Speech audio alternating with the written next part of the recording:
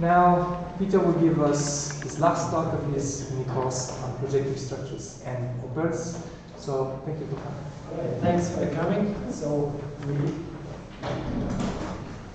should get started. So, I'll try to wrap up the story and tie a few of the loose ends of what's already discussed in some detail. And then at the end, I'll say a few words about the generalization.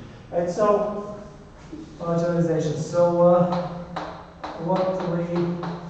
some of the things we discussed actually last time. Right?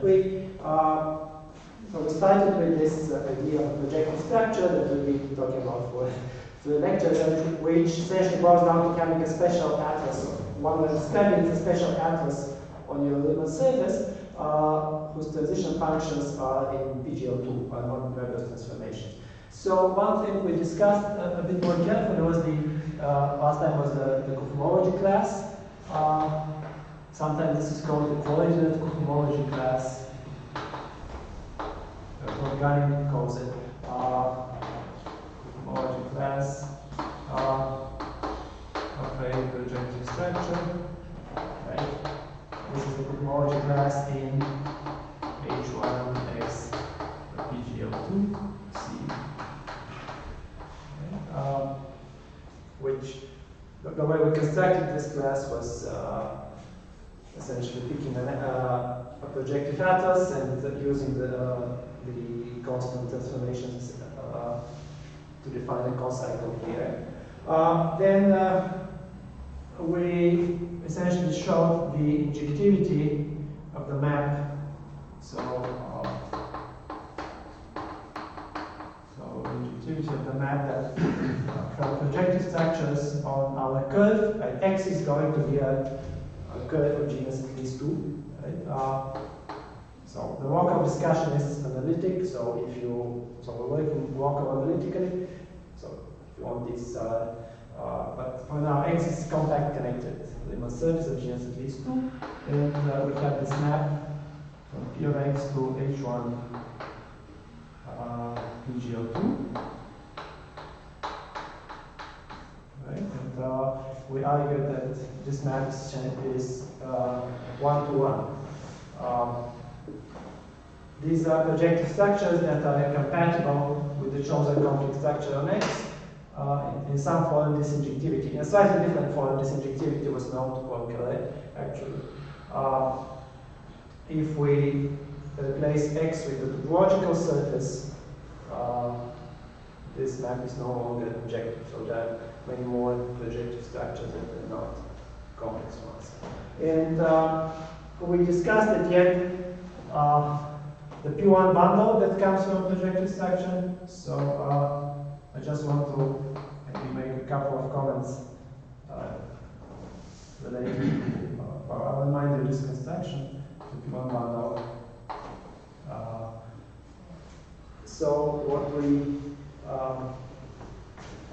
what was this P1 bundle that we got here? Right, so let's say we take, so the observation was that a projective atlas, let's say U alpha Z alpha, right? So these Z alphas, right, are in PGL.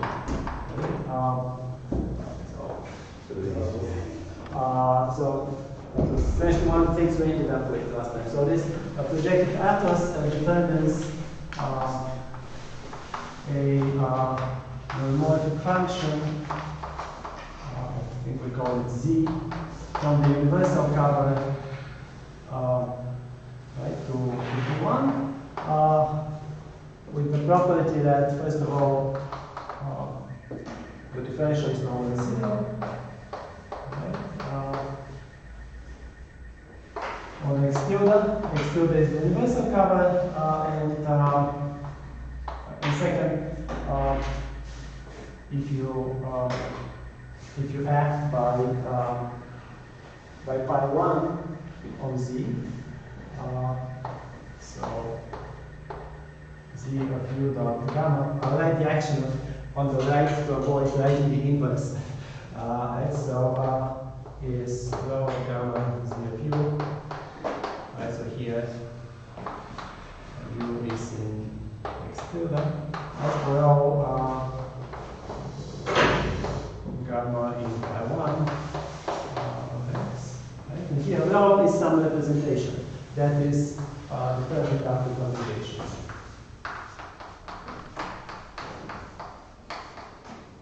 Right, so going back to conjugation.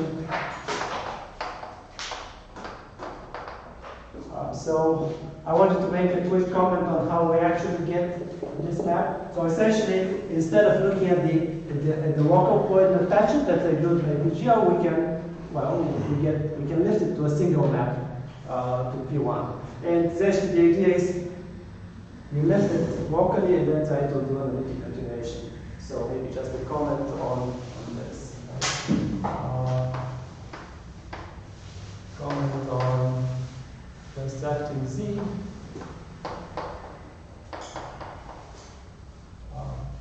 Right. This Z. Right, so if your new alphas are simply connected and connected, so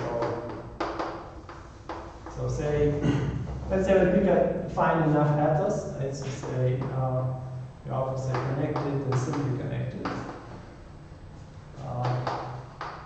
Then in general, when you look at the pre-image, so let's say P is the universal cover.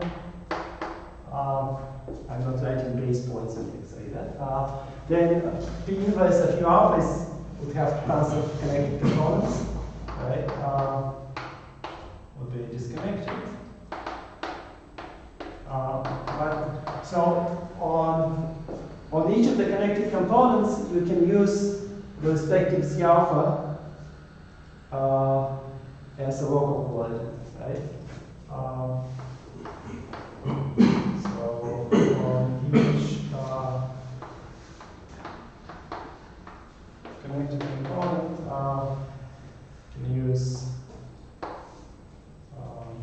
what is that?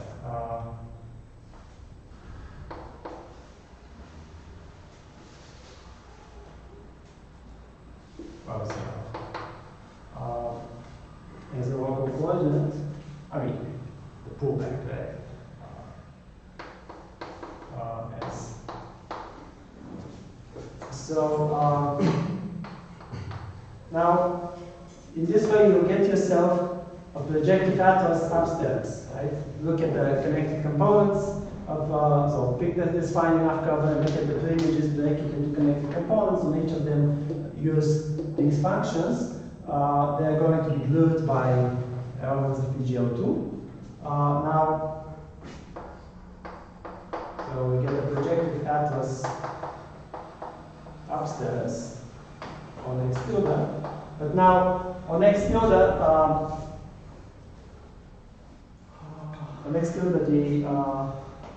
the fundamental group is trivial, right? So there is actually so the cohomology class of it is trivial. So we can find a single function that glues them, right?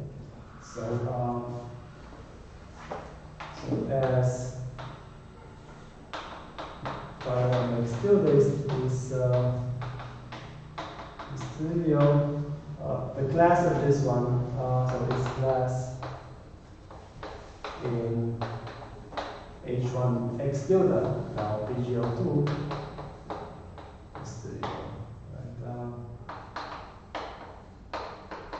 Right? So we can patch these to a single factor. Right? In other words, there is a cover where the phi alpha betas are the identity maps. Right? So we can take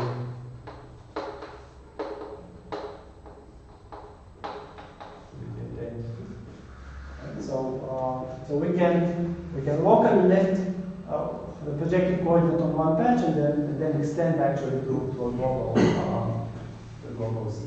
Right? So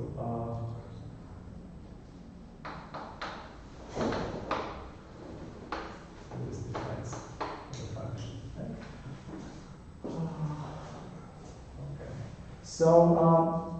What we discussed was that this actually gives us a kind of nice geometric picture. Right? So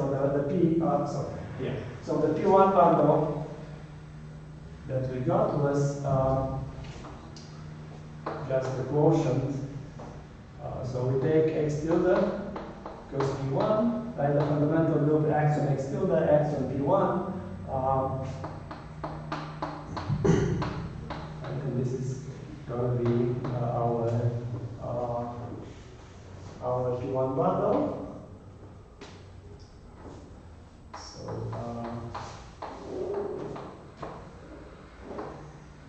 this P1 bundle comes with a section. The section essentially divided by the map Z. So this is P1 bundle with a section.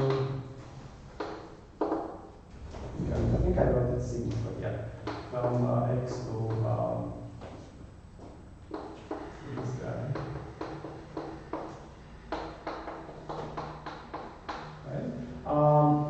And you can describe the section locally, because on each of these you can use on each of these your alphas you can lift and you can use the function. So the image of sigma x is the equivalence class of the graph here. So sigma of x is on the class of the graph. And right with the brackets for the class under the P1 action. And so the picture that we had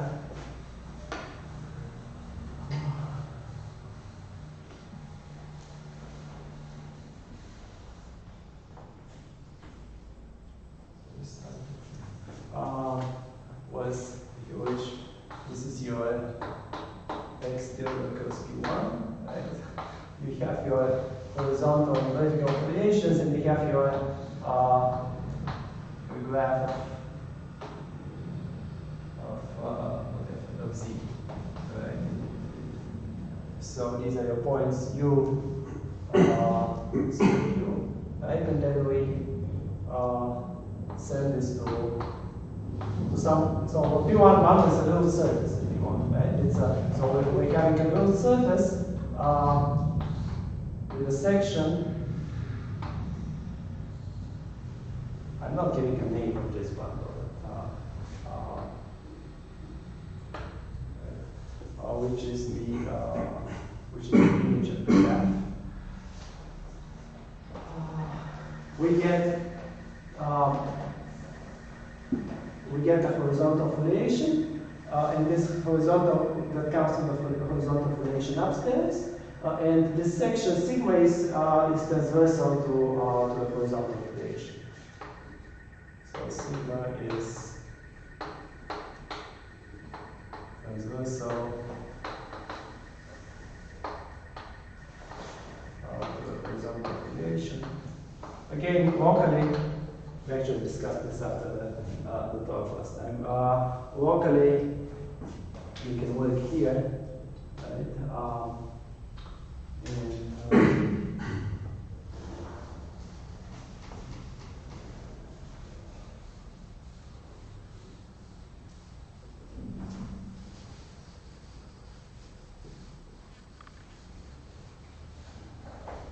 So on x tilde, I mean on the product, this is the certainty is kind of immediate, right? So x tilde equals P1, your section here is I'll call it sigma tilde. Your section sends you to U0. Right? So the differential is the identity, and then the second component is z prime, right? So z prime is never 0, so we have a non-vanishing component in the vertical direction everywhere. Right?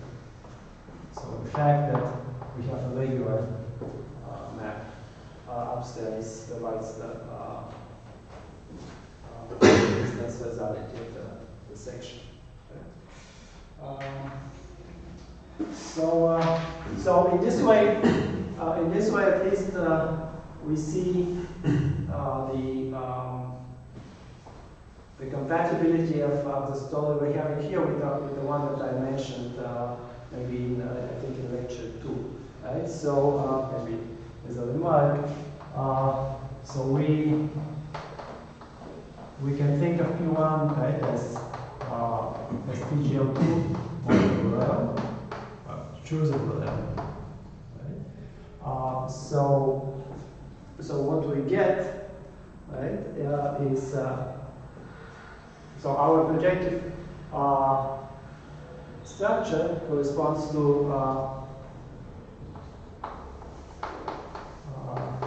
so our projective structure corresponds to a triple P, PP, and D, where P is a PGL2 bundle,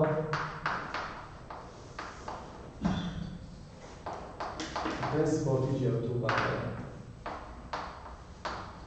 Right, this is the bundle that corresponds to the flat, to the class in H1, so H1X PGL.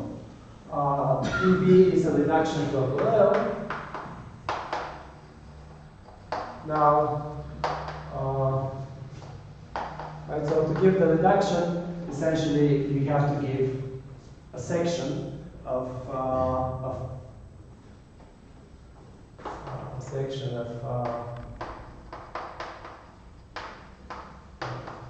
P mod B to X, right?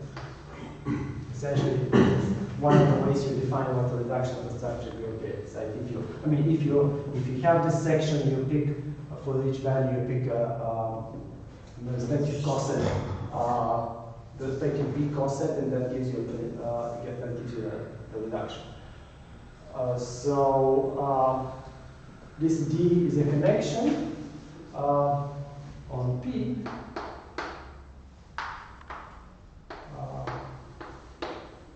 So this is a connection on,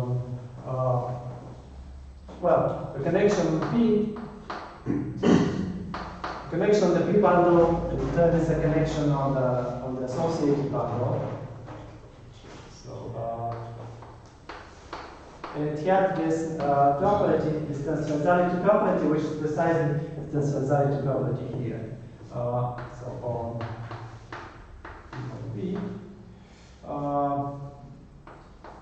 such that, I need to, so remind you what the transversality property was. So the connection gives a splitting of the tangent bundle here into a horizontal and a vertical piece, right? So the tangent bundle to P mod B is a splitting of who's that?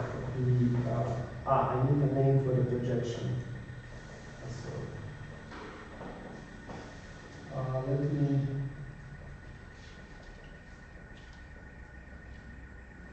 I didn't give a name to.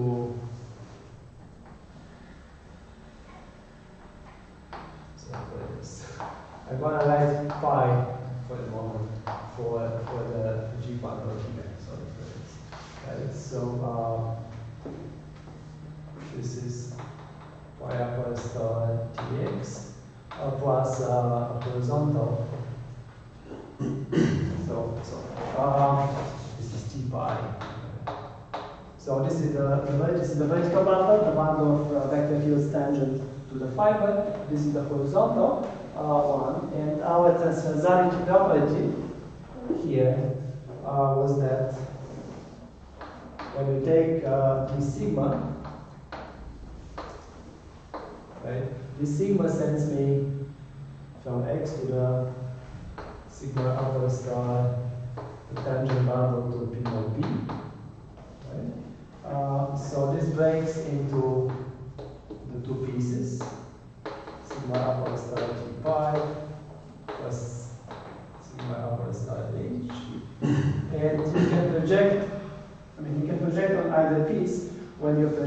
on to the critical piece, right, what do we have here? And these are vector bundles of the same length. Right? The fiber is one-dimensional. The fiber is P1. X is one-dimensional. So both of these are length 1. I mean, both of these are homomorphic line bundles. And the condition is that this is actually an isomorphism. So we can. I gave this description of projective structures in the second lecture. So this data is the data that we see here. The transversality in the section is this composition being an isomorphism. The associated bundle P mod B, right, is the root surface that we get with the P1. So the gap that I want to close now is that we haven't discussed this. Well, what are the root surfaces that can appear in this discussion? What are the P1 bundles? Or the PGL2 bundles? What are the PGL2 bundles that we can get in this way? So which bundles can we get?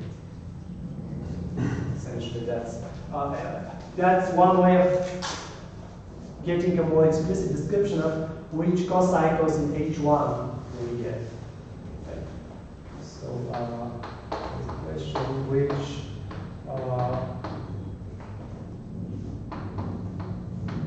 PGL2 bundles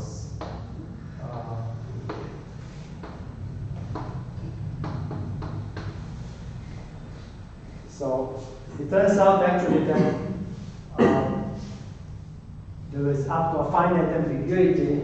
These bundles, there's only one such. I mean, up to a choice of the characteristic on the curve, there's essentially one choice of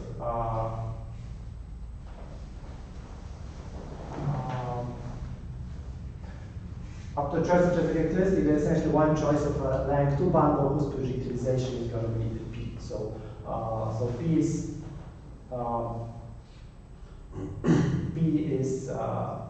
fixed. In this case, the only freedom that we have in describing the connection, in describing the structure is the freedom of changing P. So I'll try to address this question. Am I still making sense? Partially a review, So this is for fixed projective structure, what do we get, or what do we get when we vary the projective structure? Do you ask which PGL? Which PGL2 bundles can we get as the underlying bundle of a projective structure? So I'm fixing the curve and I'm asking, okay, I have this. The space of projective structures was one description to equal to some affine space over the quadratic differentials. So there is a 3G minus 3-dimensional variety of projective structures. We can think of each of them as this kind of data. Principle of PGL2 bundle with a reduction with a connection. So which bundles can appear here? So for the different projective structures, yes. Over fixed surface. Or the fixed curve, yeah, we're fixing the surface, yes. With its complex structure. With the complex structure, indeed. Right. So when you let the curve vary, this map to H1 or to the representation variety becomes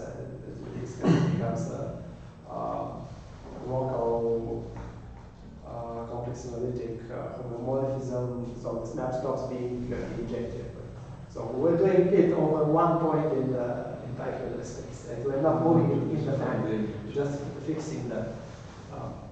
By the way, if you're interested in the topology really of the story, the projective structures, David Dumas has a very nice survey on. Also, Bill Goldman has a couple of papers on the topology. Recently, maybe 2010, Dumas wrote a nice survey on the topological aspects of this.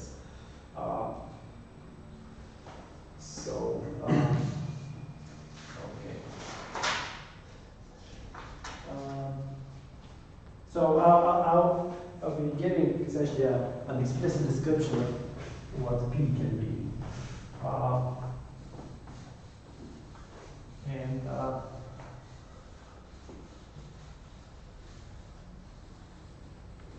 So I have to tell you some of the details. Maybe not all possible. Well, not all possible to tell, but some of the details. So it's clear how we construct the argument.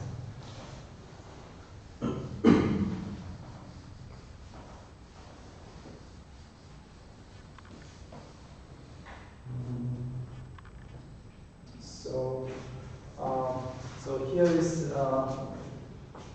is a lemma. So let's put the following data. So this H would be what we call, so this is a class in C0. We fix a cup, right? Not necessarily a projective cup, and just fix a cup.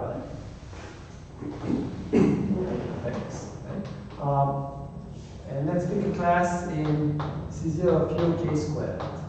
Right? So this is a projective, what we call a projective connection.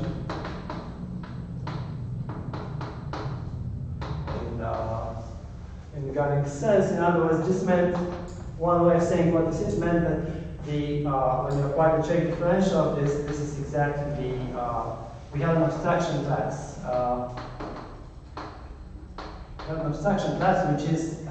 Which is in fact trivial cohomologically in C1 in H1 of K squared, and we're picking an element so that delta of that is the abstraction class. We got the abstraction class by taking the atlas, looking at transition functions. Generally, they don't have to be constant, and applying the Schwarz derivative to these transition functions. So here we are picking some class in H0 here. And let's fix also a beta characteristic. So fix lambda, an element in H1 of X O star X. These are the sheaf of non-vanishing homomorphic sections. So this is the Y bundle such that its square is the canonical. Right? If you wish, slightly more casually, right? Lambda is the square root of the canonical one. Right? So there are 2 to the 2g such line bundles. Pick one of them. Right? So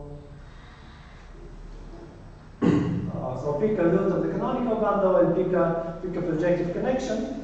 Then on each open, consider the second order linear differential equation that we have. So then on each,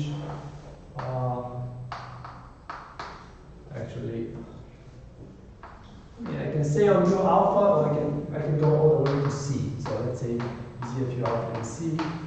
Consider the equation, so this is the ODE, let's say F alpha double plus H alpha over Q, F alpha equals 0. Right? So, we had a discussion, right, in the second lecture that actually solutions to this equation correspond to solutions of the equation Schwarzian derivative of f being 0, and we're getting from one to the other by looking at ratios. Right? So look at this equation. It has 2 linearly independent solutions. So choose them. So select 2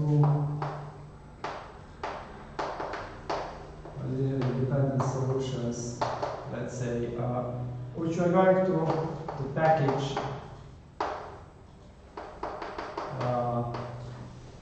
in a single vector. So I'm going to write f underscore alpha to be this vector of the 2 solutions. Right? So then the statement is that on each overlap, a double overlap,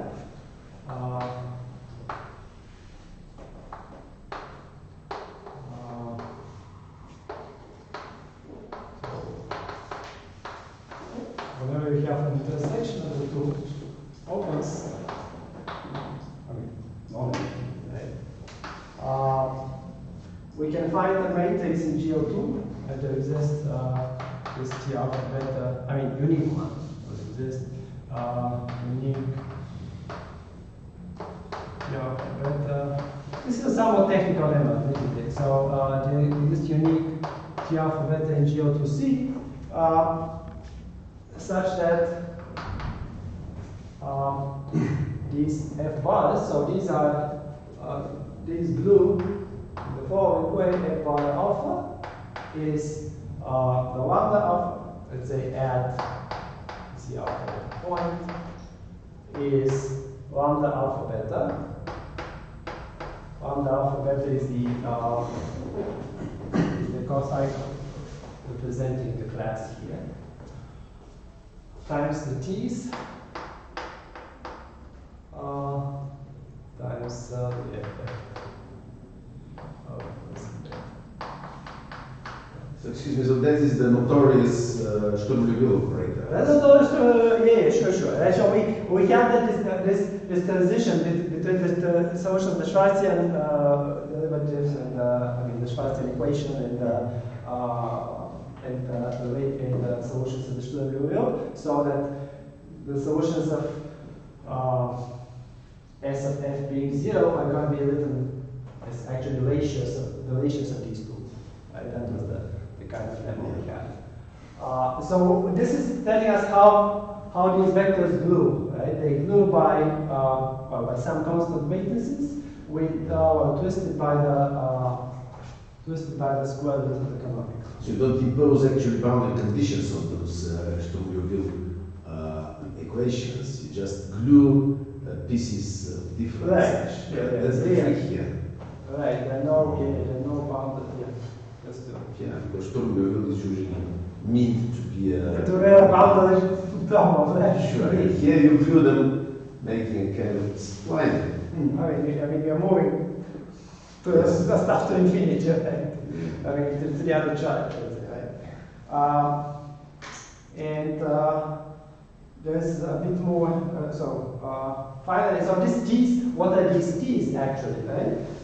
These t's are going to be. I'm going to write it, but these t's are going to give me the class of the projective structure in H1 that corresponds to this H. Right? So furthermore, this T, which is T alpha beta, and so this is a class in Z1 of PGO2 with respect to the cover. So here, this is a Z1 in GO2 with respect to the cover. And it has the property that if you go to PGO2, so if you take mu of this class, this is in H1 X PGO2. This is precisely the cohomology class of the projective structure that corresponds to this H. Is the cohomology class. So the projective structure corresponding to H. Let's just say corresponding to this H. Right, so let's digest this. So we had initially a discussion that on one hand, there are as many projective structures as there are these projective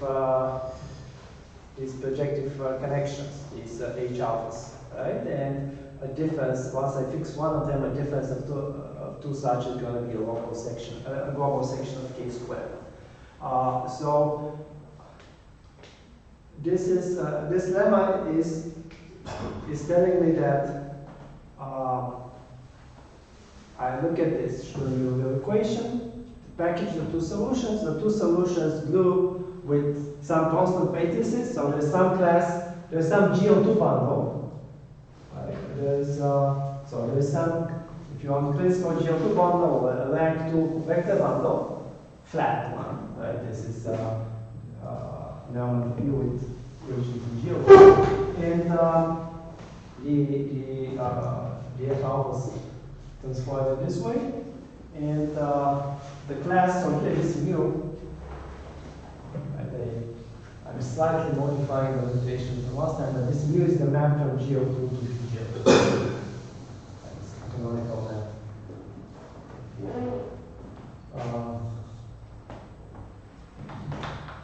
And this mu is the map. This is the canonical map, the quotient. Last time I used it for the SO2 to PGL2, but it's the same map, the quotient by the center map, right? So this map reduces the map on each one. So after this, there's one chunk of this that we already know that lies in the transition between solution to Sturm-Liouville and the Schwarzian equation. So maybe I need to label the equation so that I'm not just handwriting. So let's say this is star. Let's say this is double star. And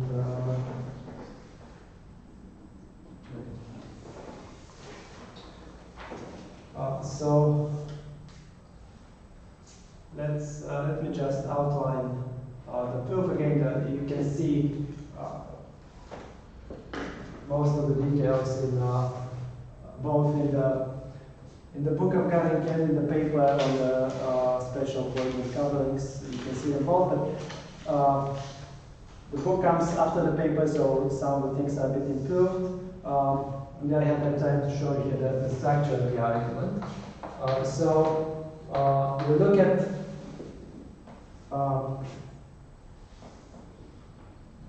we take a solution here. So if F alpha is let's see, alpha is just any solution to star, take G alpha to be this F alpha multiplied by the lambdas, right? So we get of the alpha beta times F alpha.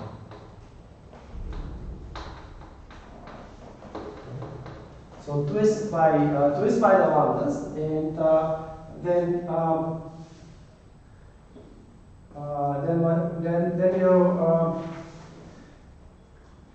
you check that these G alphas satisfy also the equation star. So there is a beta here. So it is the beta.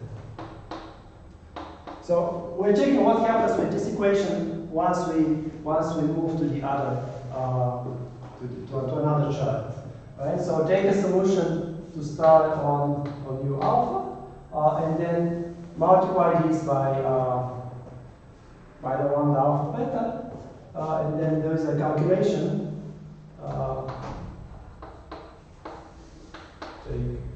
Check G beta satisfies star on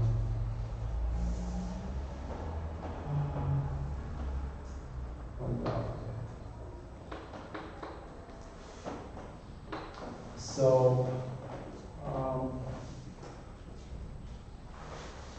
in a way we discussed this actually. I mean, I made a comment when we were discussing the Schwarzian derivative, right? That if the H alpha transforms like a quadratic differential, this alpha transforms like a square root of the canonical. This is the statement. So take a section that satisfies the equation of U alpha, twist by the canonical, twist by the root of the canonical, and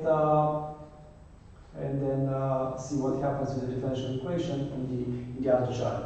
And so these lambda alpha beta The squares are the derivatives, dz alpha, dz beta. Right? So that's how you would you would need to compute the second derivatives of this function and plug in c. So that's the first part. Now, essentially, once you know this, double star falls automatically, because once you have the lambda alpha beta present, then if you're passing from one pair of independent solutions to another, there will be some transformation by GO2 that will be uniquely determined. Right? So then double star falls.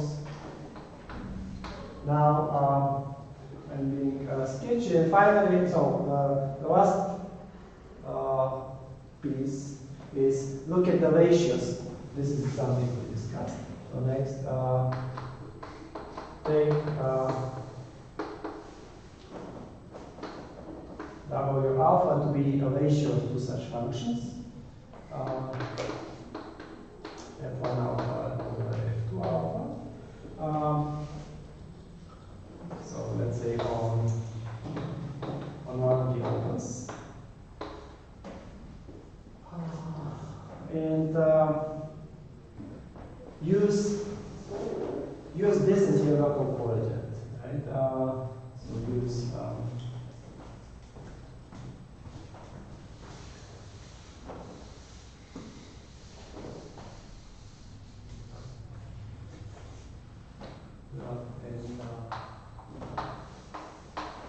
and use W alpha composed with C alpha as a local coordinate.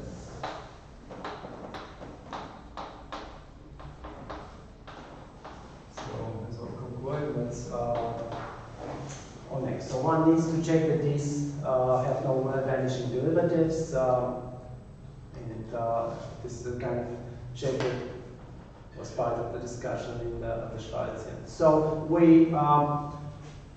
if we do have solutions to the equation star, there are two independent solutions. We're taking W alpha to be the ratio of these, and again, the final check that this part of the lemmas we discussed in the second lecture, essentially check that the Schwarzian derivatives of this delta 2 W alpha of the alpha is precisely H alpha. Okay. We proved the local statement in the second lecture that if we start with the solution of the Sturm-Liouville, then any solution of the Schwarzian differential equation, this delta 2 was the Schwarzian, right? So delta 2 was the Schwarzian derivative. Any solution of the Schwarzian differential equation is written as a ratio of two solutions. So we got a projective atlas, right? We got a projective. We started with an arbitrary atlas, and we got a projective atlas where the projective coordinate is the ratio of these two solutions, and the Schwarzian of the coordinate is precisely H alpha. So it's precisely the projective connection. This is the second statement that this where are we?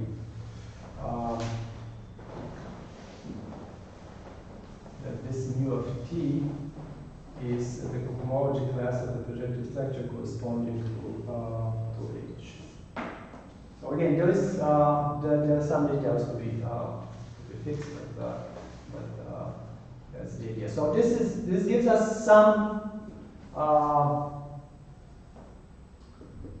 idea of what the cohomology class of this projective structure looks like, right? It looks, if we fix the connection, if we fix the projective connection, H alpha, then we get the cohomology class as coming from GO2.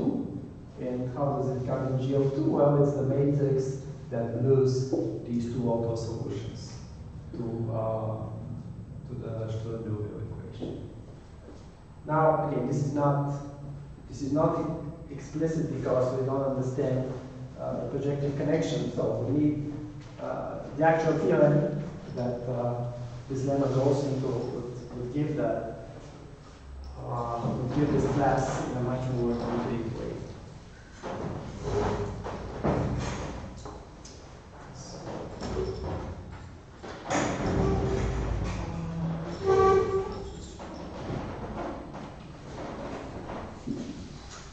So maybe I come at this point to my question, which I asked last time. I read through the eigenfunctions actually of this Sturm development because they are key, the Baker functions, the so-called Baker functions. So the tau functions of Hirota, where do they, I mean, what, do you check a dictionary? What do we have a dictionary which would be reasonable? Somehow, there you need to look locally on a, usually built a neighborhood of a point. Yeah. A special point that I cannot quite match yet. So we do it on a formal disk there, right? So,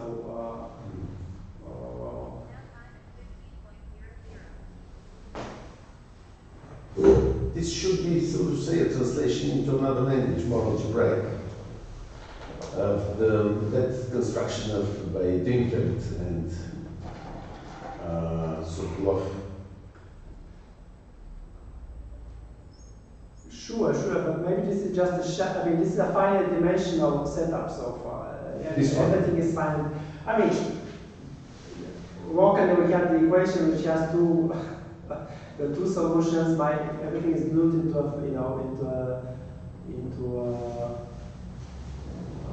projective bundle over the global curve. Somehow I don't see the infinite dimensional picture here. So, the so solutions. somehow we should localize this a bit. And the solutions to this Sturm is are the dimension. So there is, that's it. Yeah.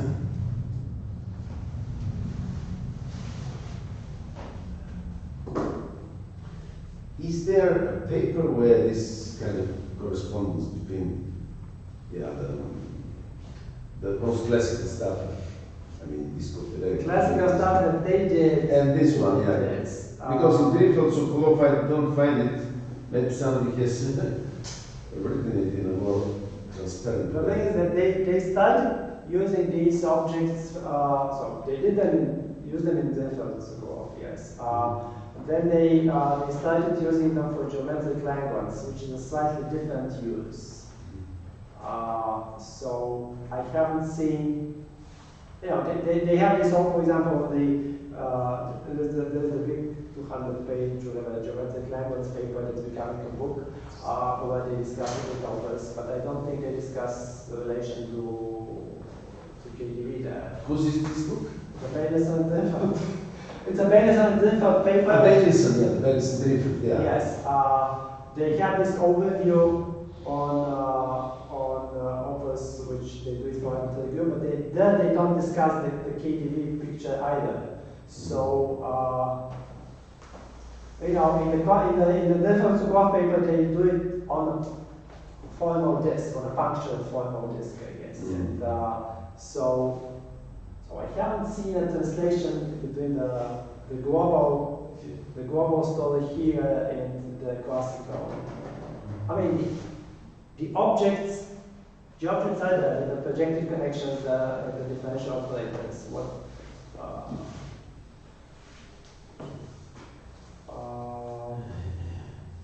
Because it's very specific, and this construction is with inverse scattering transformed there. These are things which have to be here somewhere, somewhere hidden. I mean, this tricky relation between the Schwarzian derivative in this equation, where you have the ratios of two solutions of the Sturm-Liouville. Actually, this is very classical stuff. This is the classical stuff. I mean, in the paper by Turing, I saw a paper by Turing somewhere. Well, Turing wrote a couple of very nice surveys on this. In a way, this can be thought of, this story can be thought about the question about periods of quadratic differentials, just like we have periods for billion differentials. But I don't think he discusses The relation. with the KDV. Yes. I think, yeah, I think there was something there. There was something there which he tried. He was more constructive with the Schwarzenegger derivatives, with these equations. Well, those things he did, but the relation to the KDV, I haven't seen in that survey. I mean, he wrote a couple of surveys on this, but.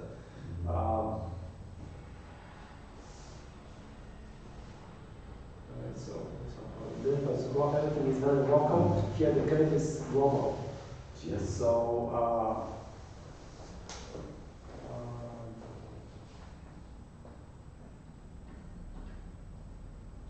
I guess you would have to restrict to an open and maybe dig locally into the local. I mean, dig into the local picture. Yeah,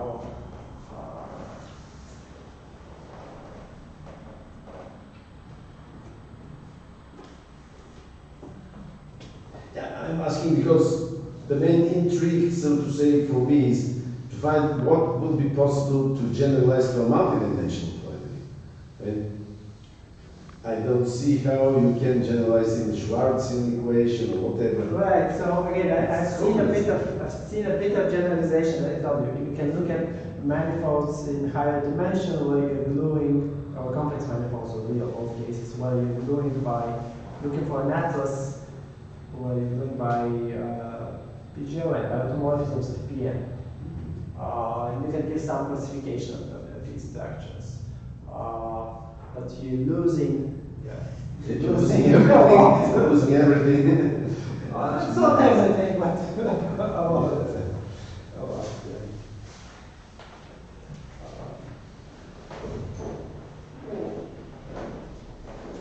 yeah, I'll need to dig in. I mean, somehow in the classical paper, it's a very local. The discussion is local. Everything is with Fourier series and so on. So here.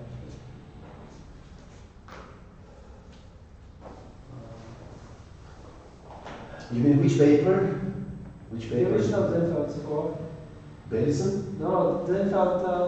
Drinfeld-Sukov, yeah. Yeah, they take care of constructing these analogs. For every Katsunogi algebra, they are trying to construct the analog of coordinate and modify coordinate. So that's the care. And then they use the same trick to map to coordinate and modify coordinate. They map total lattice. And they say, no, this is the analog what we have in the classical. Case where in coordinate freeze we map to Simon Gordon we're using this neuron transform and things like that. So it's very pretty algebraic. Yes, actually yes. Okay, you can look at there was something by Benz-V or about Miura Opers. Yeah. Paper. It was a Miura Opers. It was around 2005, 6. So maybe there could be something in this relation. Sure. That's actually yes. I think the paper that was called Opers and Miura Opers, and probably there should be something. So yes, I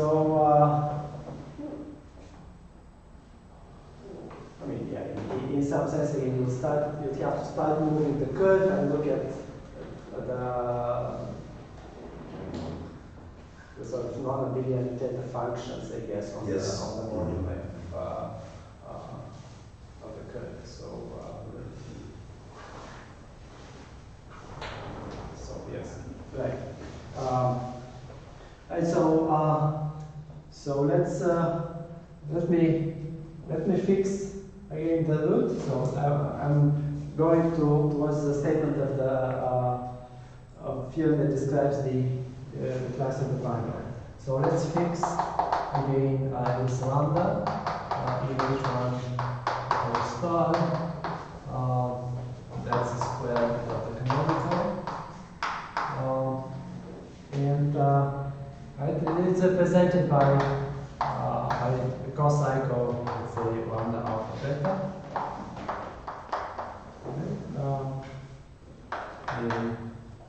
G1 U star.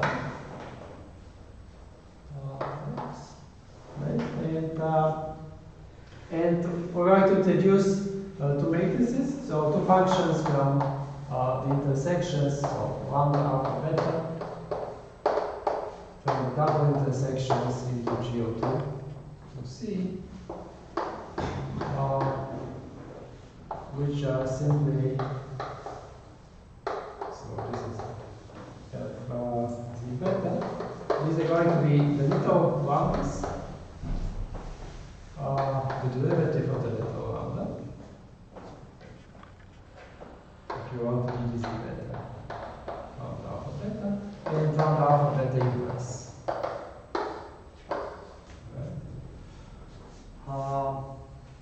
So, right, the lambdas are the transition functions of the Tilda characteristic. This is the lambda inverse. This is the derivative. So then, what's the role of these guys? So first of all, you can check that this is a cocycle. So if you look at lambda alpha beta times lambda alpha gamma power z gamma, right? The point, right? So this is beta gamma. This is lambda alpha gamma. So these satisfy the cocycle condition. Again, you need to use that the lambda side, lambda alpha beta is the square of this the transition function of the canonicals. This is beta, this is alpha. So, so that's the first bit of notation that they need. And then I'm going to write GO2, the script GO2C, for the sheaf of maps from sheaf of homomorphic maps from the curve to GO2C. Right? So sheaf of germs of homomorphic maps, let's say mu alpha to GO2C, not necessarily constant. So then these functions play the key role in describing the cocycle.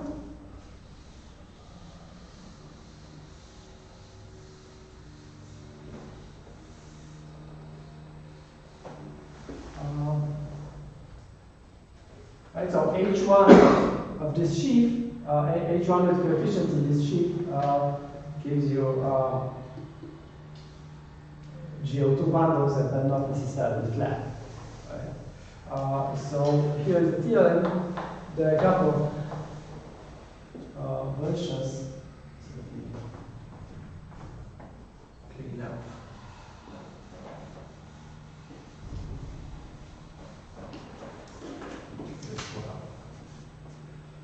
So let's look at the classes.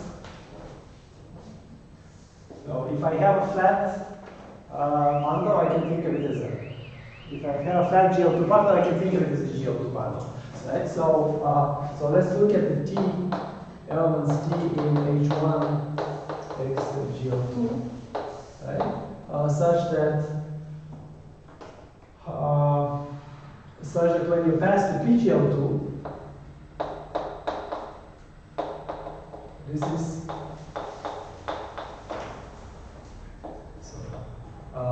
this is the class of a projective structure.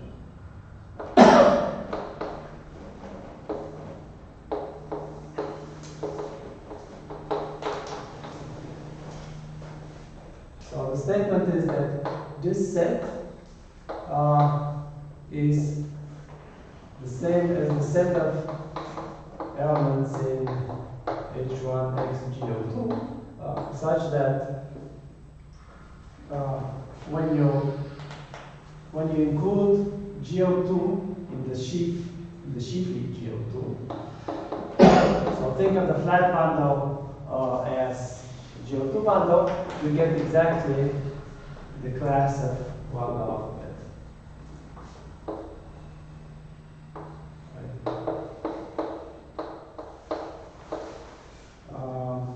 Right, this is in H1 of X. And here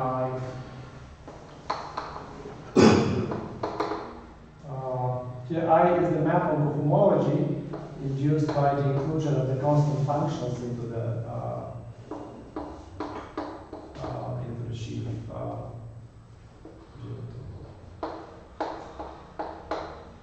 And so flat bundle considered as a GeO2 bundle. Right, so I'll rewrite this in a bit in a more sort of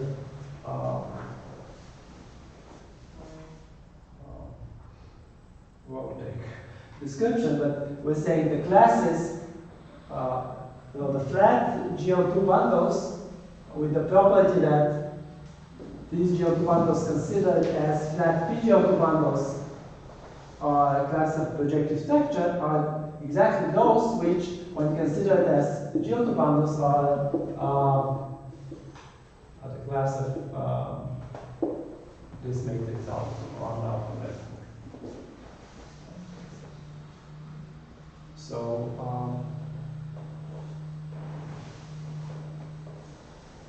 right, so what is this saying more concretely? Like this. So if we take our, so this T in H1,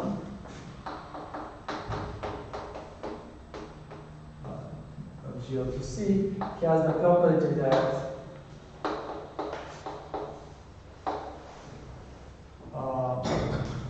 U of T is the class of projective structure.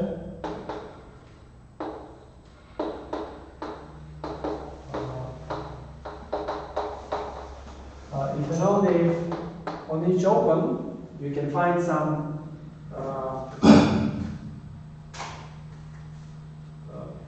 so for a cover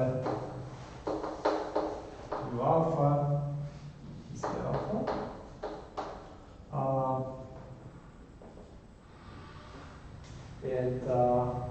So pick the cover, pick the representative cocycle.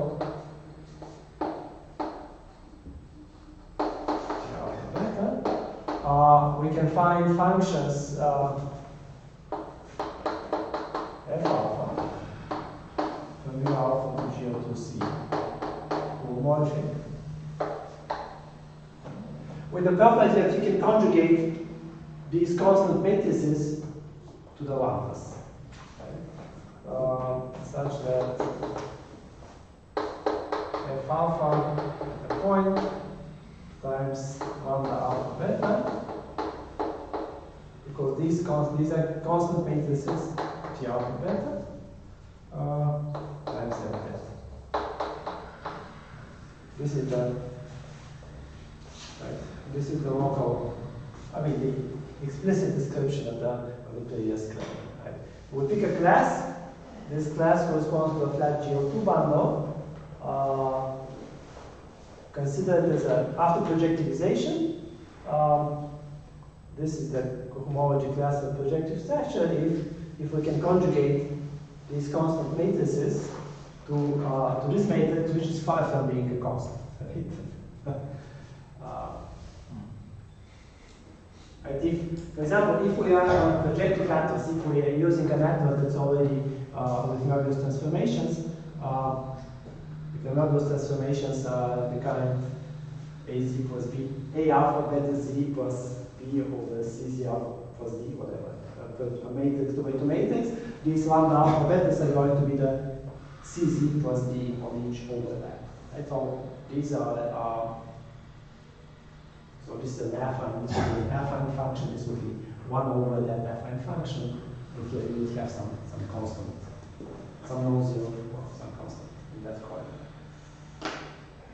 So So this is pretty much fixing the class. I mean, we have an explicit description of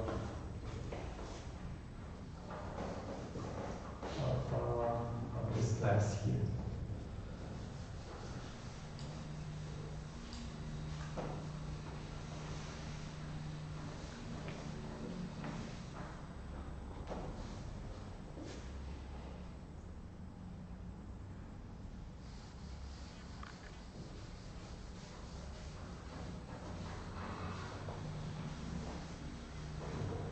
Statement making sense? Yeah. So on this statement, the upper side, the left-hand side, doesn't depend on the choice of lambda, the one half of none. But on the right-hand side, it depends on the choice of lambda, the square root of the canonical.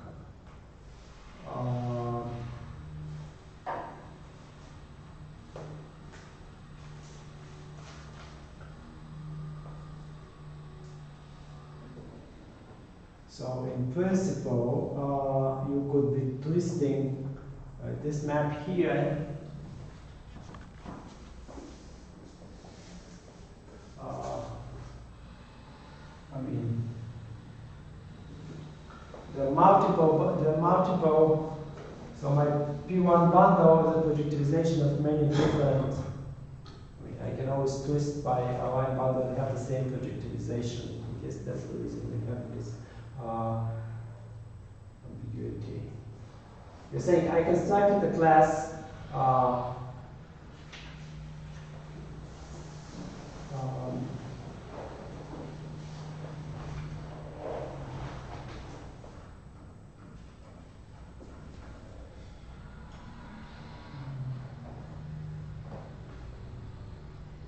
I think it actually that it should not depend because I would take so what in terms of vector bundles, I'll write it down. In terms of vector bundles, we're looking at this was the transition functions for the first jet bundle of the theta characteristic, and we're taking the projectivization of that. There are other bundles, so twist and pass to another theta characteristic that would have the same projectivization. So that would be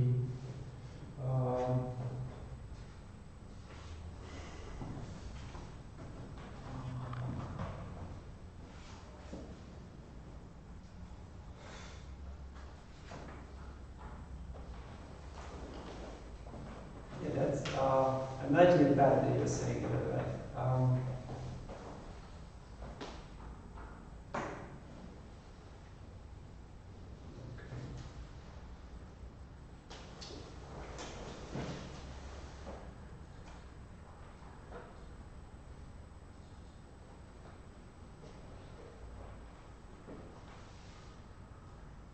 I mean, I can should say for some theta characteristic, right? For a choice of theta characteristic.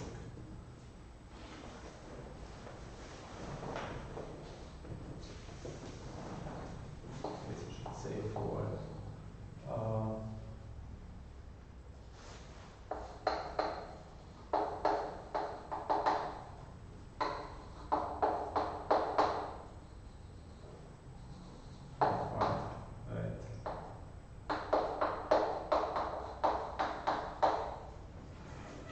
yes, that's the way to fix it. Right, you should say that there is a choice of theta characteristic, so my bundle T is IFT for that one. Right. Yeah, thanks. Right. So right. So I'll call this equation 3 star. I need some levels for this. All right. So let me outline the argument to you. So we started 10 minutes late? Yeah. Yeah.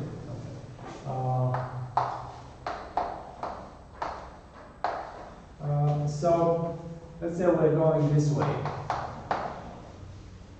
So we pick a class in H1, and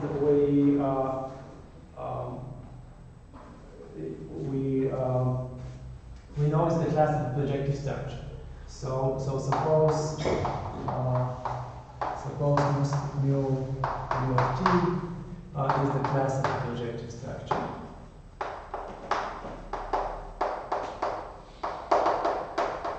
Right. So this means by the lemma, right? This means that we can find by double star from the lemma, right? We have these f bar alpha. They are blue. We have just writing the condition double star. F alpha, let's see alpha, times this lambda alpha beta, and move the lambda to the other side is T alpha beta, F alpha beta. On one hand. Now, if you differentiate this, right? So these are solutions. I mean, what is F alpha? So solutions to satisfying. This was double star with alpha beta moved to the other side. Now differentiate this. So apply the dz beta, right? And we need that derivative of dz alpha dz beta is lambda alpha beta to the minus second power. Dz beta dz alpha is the class of the command. So so what we're getting? We're getting f prime alpha times lambda alpha beta. There will be a minus second power, and the first power, so there will be minus first. Plus f bar alpha, whatever the derivatives of lambda alpha beta prime are, and the t's are constant. So this is f bar beta prime. Right, so when you stare at this, you see that this equation and this equation essentially tells you either two give you the identity triple star, where f and f prime are the components of the matrix F alpha. And if we set F alpha to be F alpha prime, so this 1 and 2. So then for these F alphas, 1 and 2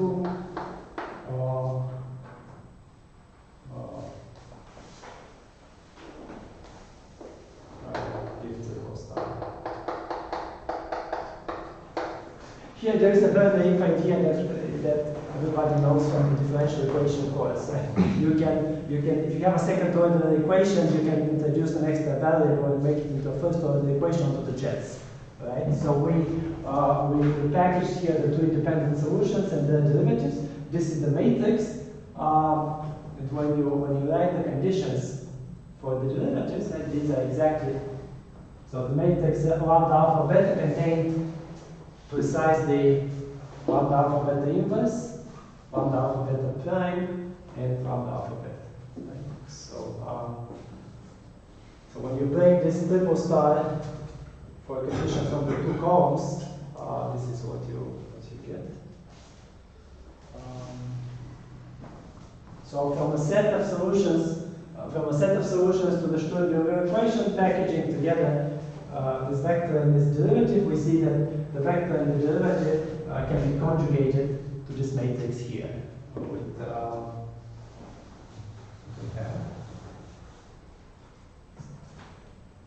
now,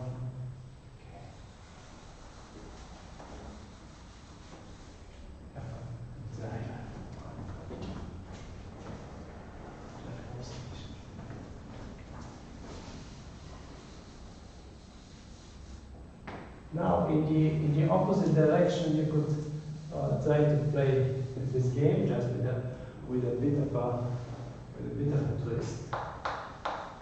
So in the opposite direction, we have a matrix, a two-by-two matrix that satisfies the condition. And, so suppose F alpha satisfy the triple star. Then, okay, you don't know what's in there, but take F alpha to be, take little F alpha to be the first column. And then here I have something else, I don't care what's in the second column, F alpha is the first column. So this means,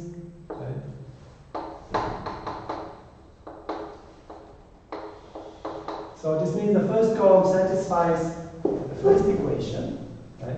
Now F alpha satisfies 1. So essentially by the same argument, F prime alpha is going to satisfy 2. Now the problem is that, well, we don't know whether what's in this star here is F prime alpha, right? We don't know. So pick a new matrix, let's say G alpha, to be F bar alpha prime. And for this again you would have 1 and 2. So it satisfies the two equations. Satisfies 1 and 2.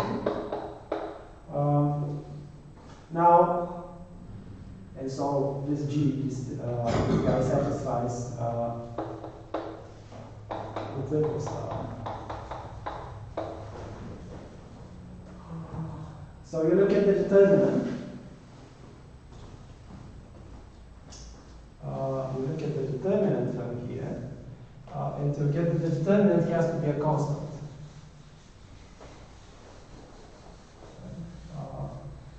So taking determinants of this equation that I'm going to erase, right, and the determinant of G alpha. The determinant of the alphabet is 1.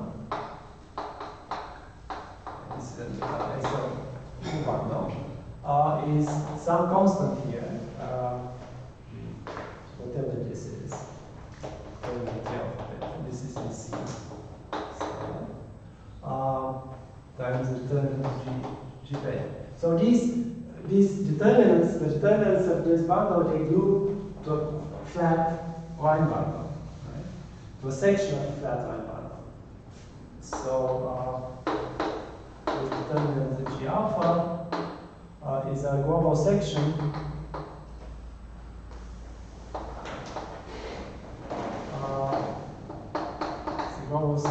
of a degree 0 line bundle. They glue by constant transition functions. So this means this section is either everywhere 0 or nowhere 0. Right? So either this is identical to 0, or it is nowhere 0.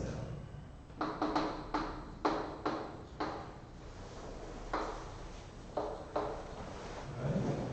And essentially, if it is nowhere 0, you are done, because so in this case, if we are in this case,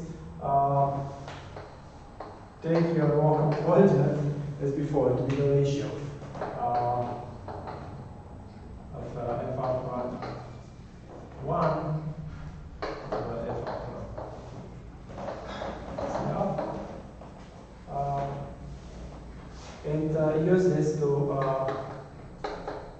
if we're in this case, take this and use this to define your projective structure. So use alpha alpha in the projective coordinate. Right? It's, again, this is going to be a ratio of two solutions of the homogeneous Schrodinger, so it's going to give you a flat coordinate. So to finish the proof, you just have to show that this is indeed the case, that that the other assumption, the determinant is identically zero, leads to a contradiction. I'm not going to do this, but so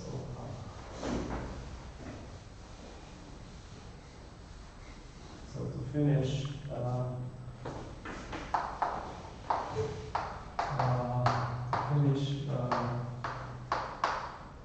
show that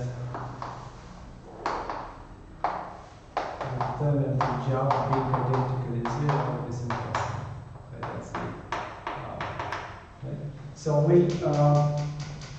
right. So we started with this collection of 2x2 matrices that can function value matrices that can be conjugated to a very special one. We picked the first column. We saw that the first column and the derivative satisfy the same matrix equation, so the determinant is some section of the constant prime bundle. We have to argue that it shouldn't vary. So there is so that's the, I mean, I'm skipping this. All right. So by the way, as a corollary, you can get that these functions f alpha beta these functions f alpha, they satisfy a nice differential equation. So f alpha can be chosen so that the derivative is the alpha f alpha, actually f alpha multiplied by the matrix of the kind 0 minus f alpha h alpha 1 here. And so by this matrix here, right? So essentially, what we got from this theorem is we understood who is the flat bundle P, right? So there's so what we get is the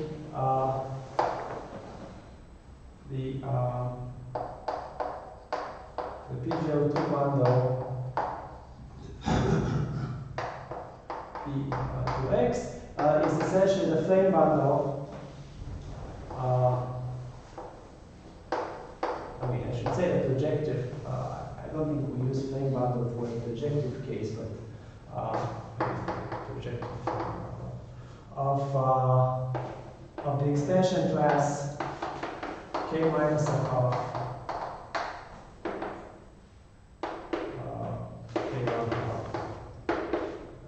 so there is this is the non-trivial extension. If you look at H1, the extensions of this kind are parameterized by H1 of K. Right? So H1 of home from the last to the first. Right? So this is C. So there's up to Lewis, there's only one non-split extension, and this non-split extension is the first jet bundle of the Topic characteristic, right? Of the dual characteristic. This is the one that we took, right? So I mean, you can use either this extension,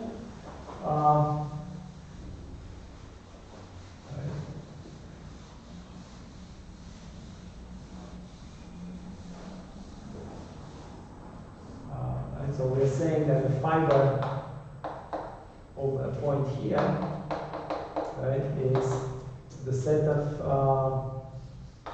isoms between the fiber, the projectivized bundle in P1. Right? I mean, this is PGO2, but non-canonically PGO2. Right?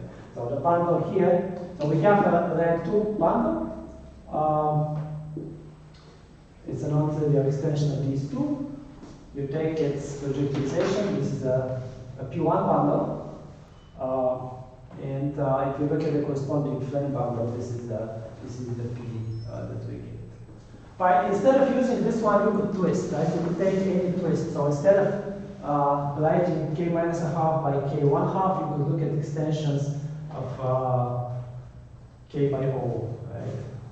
So if you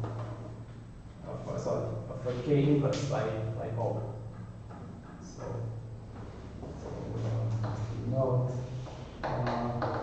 So maybe the projectivization of E is the same as the projectivization of P, where P is a non-trivial extension of the tangent bundle by OX. Right?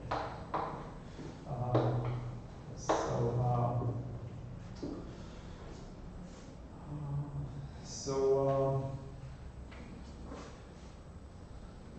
that's the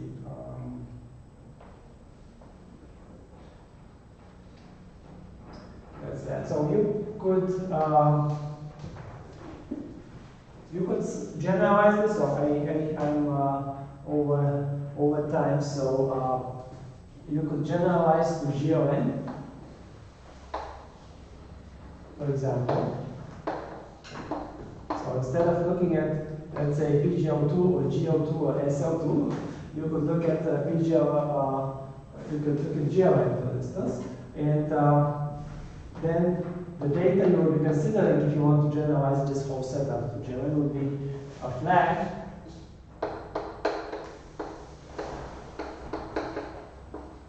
Let's say FM here, and the connection. Let's say this is a bundle, rank-n bundle, and the connection from me with E times kx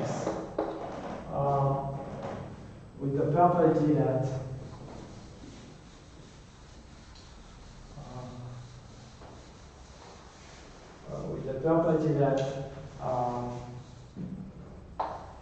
it moves the flag by at most one step.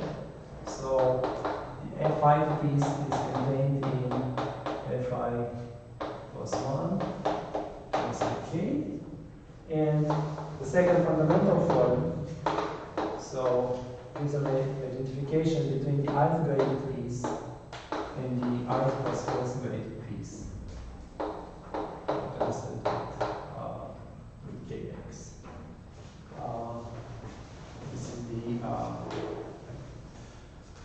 so this would be, I'm over time, so I won't be saying much more here, but if I wanted to push this story to, let's say, GON, instead of having a rank 2 bundle, like here, and a connection that satisfies the causality, we could take a rank n bundle with a reduction per Borel, and the connection with the property that the reduction is not flat, the reduction is moved by one step, so obviously kind of Griffith's transversality condition, and it is a strong Griffith's transversality condition, so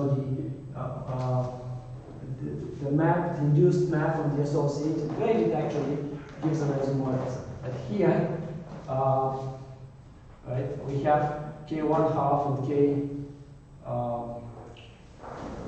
minus the half, and they differ by a section of k, right? So you could, again, I'm over time, so you could push this to a simple group or to a reductive group by requiring that again you have a reduction to a Borel, but the failure to preserve the flag is in a very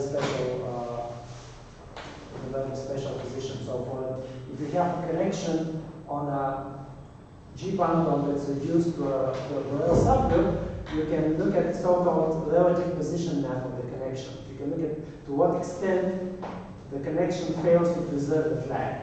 So this is encoded in a section of the G mod B, meaning the Lie algebra G mod the Borel algebra, tensor with K. So there's a certain there's a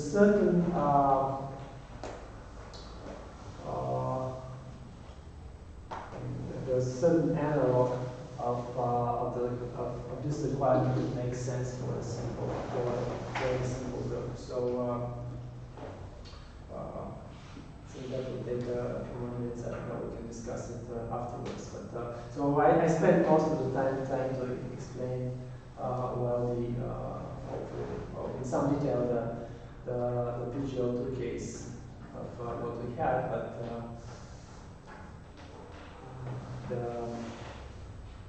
with some, I mean, with a bit of theory, it is it's almost evident what should be the, at least on the level of definitions, what would be the extension of this structure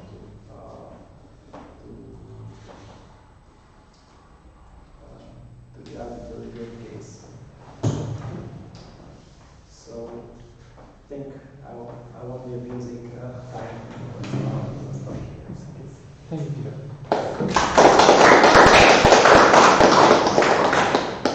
So you can ask Peter questions. Go into more detailed discussions. Where do we see the second fundamental form in the case that we did? Is it like? Well, it's this non-degeneracy of the section, right? It's the second fundamental form of what inside what? Yeah, it's what you would call the second fundamental form of the connection. So of the map, the induced map on the associated graded pieces is this thing. It's the induced map on the associated graded pieces of the flag. So the connection is not O-linear, but the map of the associated graded is O-linear because of the distance causality.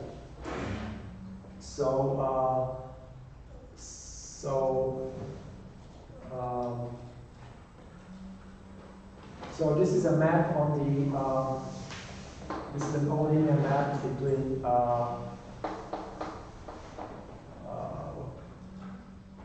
F5 and F5 minus 1 to let's say F5 plus 1 F5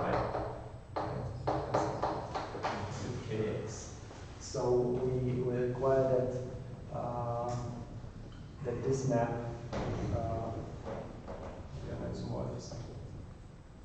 so this is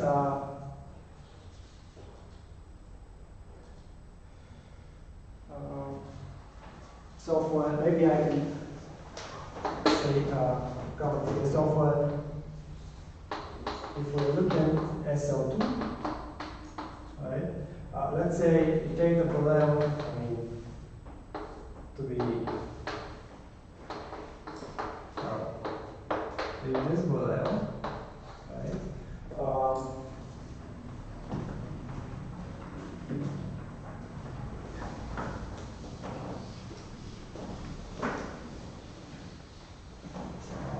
Take so G mod B. It's essentially the span 0, 0, 1, 0.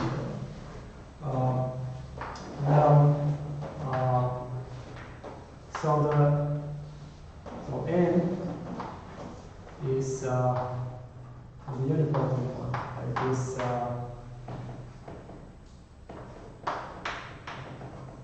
it's consistent matrices I to S.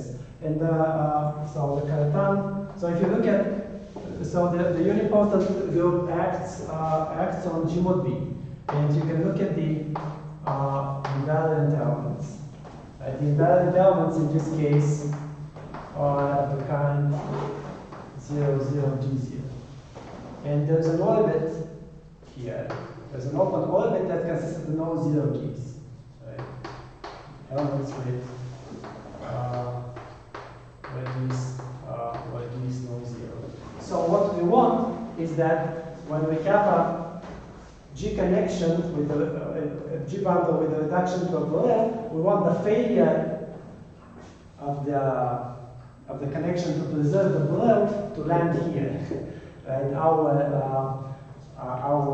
In the SL2 case, our matrices would have a form of the kind 0, 1, and then something else. Right? So that's the, if you try to push this whole discussion to other groups, the non-degeneracy condition here at the greatest transversality is saying that the failure of the connection to preserve the flag is actually at least pointwise, for example, is landing in this orbit. So in the opposite new habitat. in the opposite orbit, yes. Yes, right. You look at G1b, you look at the invariant parts for the uniformant, and there's a dense orbit here. There's another orbit, right? And if you want the so-called relative position map of the connection to land in that orbit. So that's the. If we think of our discussion with the section that is this local transversality condition for the section, the P1 bundle, somehow, if you think of it in this way, it becomes clear how we should try to push it to other groups. So,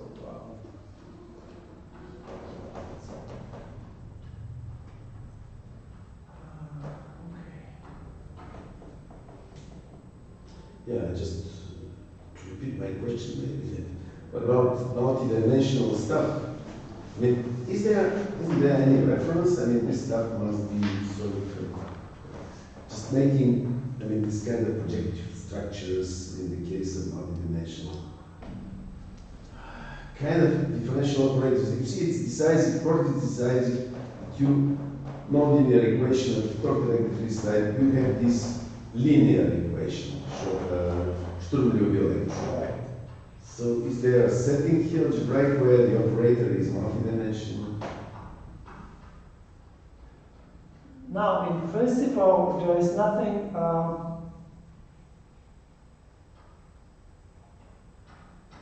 I think there's nothing that stops you from requiring this condition, for example, to.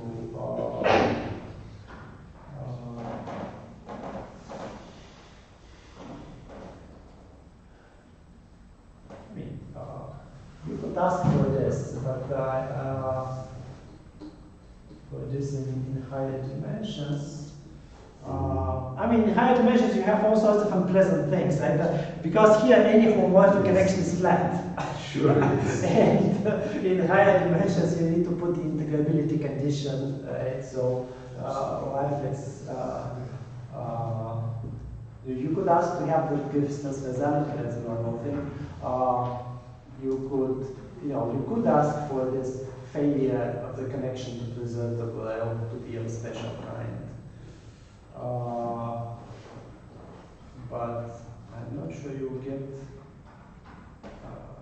the other nice privileges. And here, again, here there's what's the further stuff that's going on? This modular space of flat connections in this homomorphic symplectic, the connections of this kind are Lagrangians of manifold and so on. So higher dimensions, this becomes Life is heavy in that. right, exactly. I mean,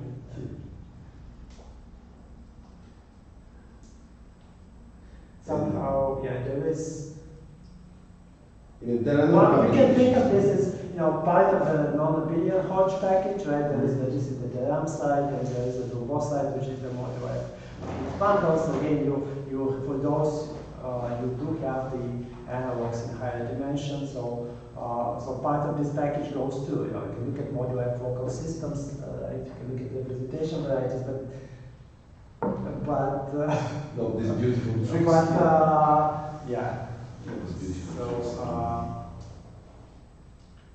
And in the context of curves, are there some open questions, interesting things which are being? I mean, there is last month there were at least a couple of papers, and then one thing people are studying is first of all the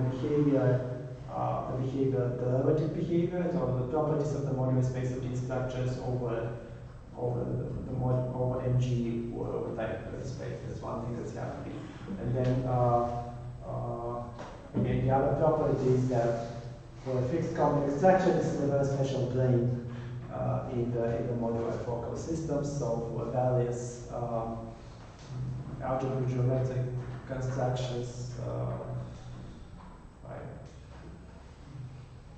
again, linked to non-abelian Hodge, the locus of these connections is very special in the model. In the model, I have, let's say, representations of phi 1, or I have flat connections. So it's again, values on the different are using it as part of the toolbox for writing differential operators on the moduli of 1G or moduli focal systems. So it's a complex Lagrangian submanifold, and it's in symplectic geometry it's good to have complex Lagrangians, right? It's part of the symmetry package, if you wish. So it's again, last month at least a couple of papers one by Biswas and I forgot the other one.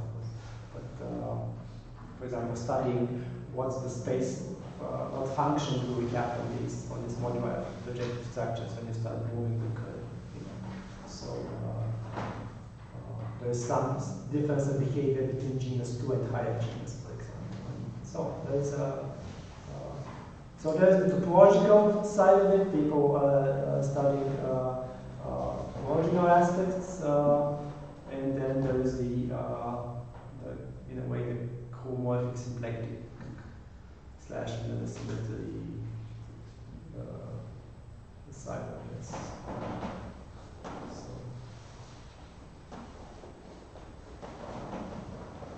The higher dimensions like this.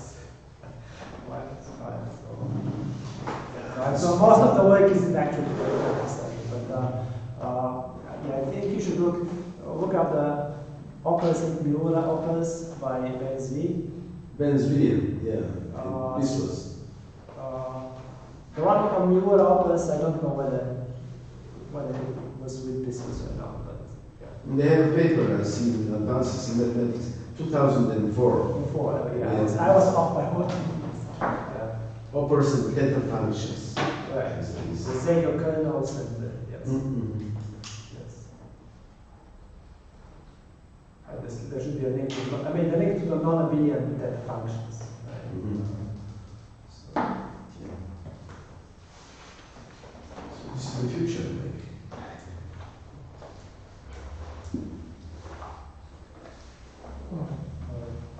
Are there any further questions?